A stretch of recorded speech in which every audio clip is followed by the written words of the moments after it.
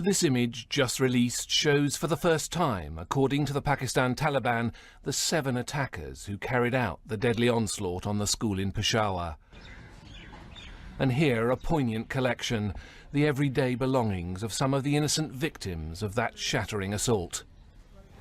As the military patrolled around the now devastated, virtually deserted school, the city of Peshawar is trying to come to terms with what happened. Here, shops are shuttered and schools closed on the first of 3 days of national mourning. What happened yesterday was terrible, says this student. They killed small kids. What did we do wrong? We're not from the army or the Taliban, but they killed small kids. Why? I've just been to my school, but it's closed.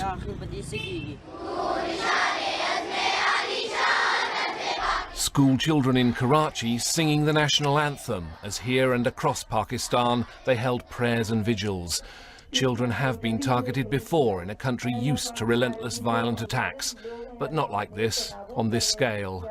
We are shocked over the Peshawar incident. Those martyred were brothers and sisters. They were the future of our country. We condemn this.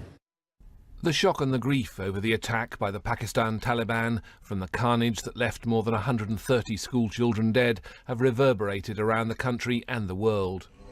And in Peshawar, the Prime Minister, Nawaz Sharif, has now held prayers and emergency talks with other political leaders. We're trying to eradicate terrorism from the whole region, he said, as he announced the lifting of the moratorium on the death penalty for terrorist offences. But the politicians and the military here have been divided over taking on the domestic militant threat, some seeing some groups as useful proxies in a regional power struggle. Can they unite now in the face of this, and what more can they do?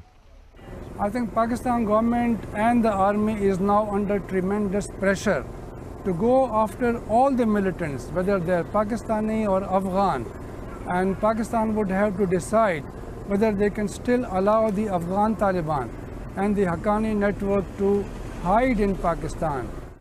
As so many families grieve now over the loss of innocent young lives here, the question persists as to whether this tragedy can become a turning point in this bloody struggle. Nick Childs, BBC News.